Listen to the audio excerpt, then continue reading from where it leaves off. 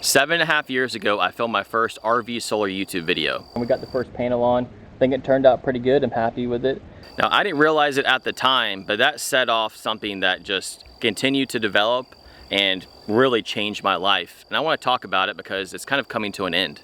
You see, at that time, I was just trying to make content because I just started a YouTube channel. YouTube really wasn't a big thing. RV YouTubing wasn't really a big thing. I was kind of in the first or second wave of the RV YouTubers out there. There are probably, 12 or 15 of us at that time. And I was one of the very first OG RV solar videos just out there. I was literally just filming what I was doing. So I was filming, transitioning from living and working full-time, like most people do, to full-time RVing, and my goal was 3 to 5 years of travel. So originally I was going to work camp along the way and then use solar as a way to free camp around so that I didn't spend a lot of money, so eventually I could retire in my 50s or 60s. So I didn't think that solar was going to be anything other than some content because I was just filming what I was doing. It actually did very well, and it turned into its own animal, so to speak. My first RV solar system was on the travel trailer, which was my first RV, and I quickly realized that it wasn't gonna work for the type of traveling that I was doing. I was moving too fast, and so I wanted to go to a smaller motorhome, something closer to a van. So I got an Itasca Viva, which is a small Class C or a B+, and of course I installed solar on it because, again, I had a baby YouTube channel, the solar content did well, and I wanted to film what I was doing, and I just thought solar was cool.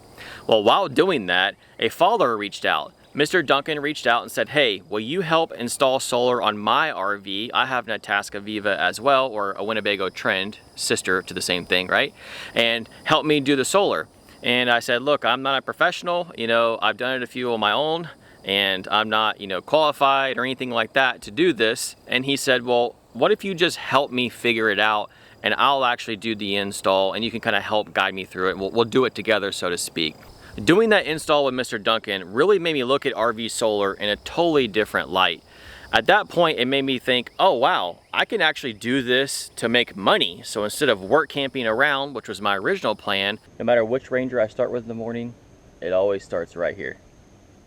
I can turn, RV solar into a legitimate business and actually charge people to do this and maybe work that into my travels as I visited the US. From that point on, RV solar really became my life, not just installing it professionally as I was traveling around, which I learned a ton along the way, but also living off grid because I found that was a type of traveling that I really enjoyed. I loved being immersed in nature and not staying in the RV parks and resorts that are not only expensive, but you tend to be kind of close to your neighbors, and that's fine and everything. It just wasn't the type of travel that I was trying to experience. I wanted to see the beautiful, natural, raw areas of the United States, the national parks and the forests and all that stuff, and staying off grid on my solar system allowed me to do that.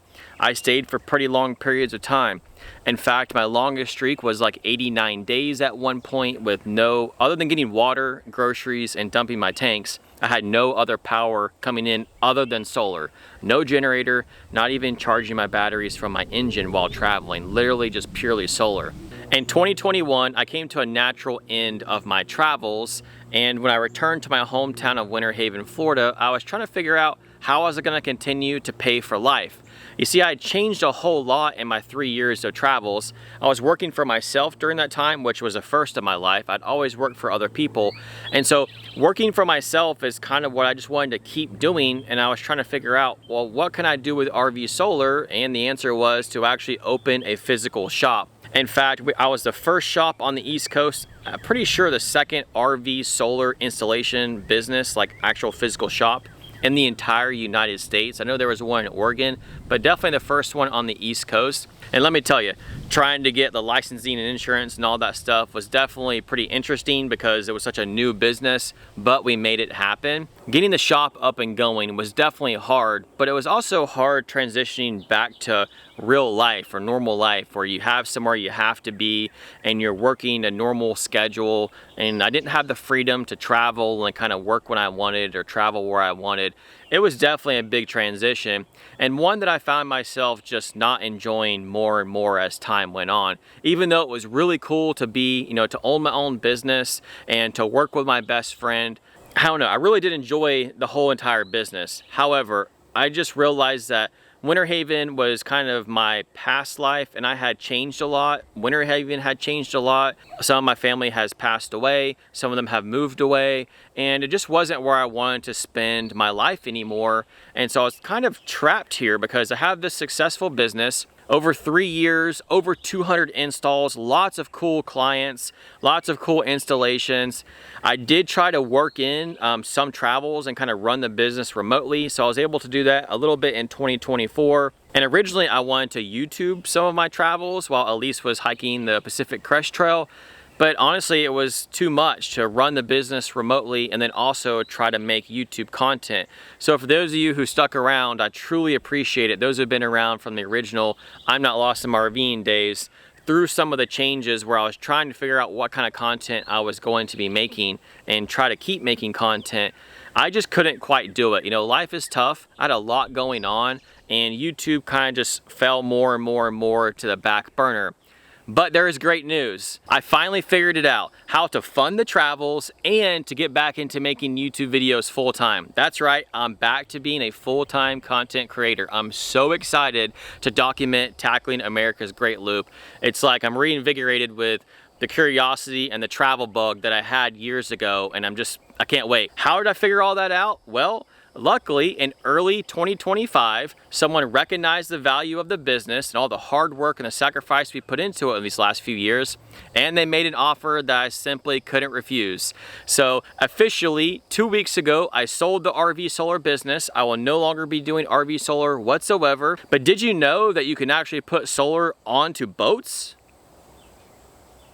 If you're looking to support the channel in some way, you can join our YouTube membership or Patreon for some additional benefits, and I would love to hear your feedback on that, kind of what you're looking for on those things.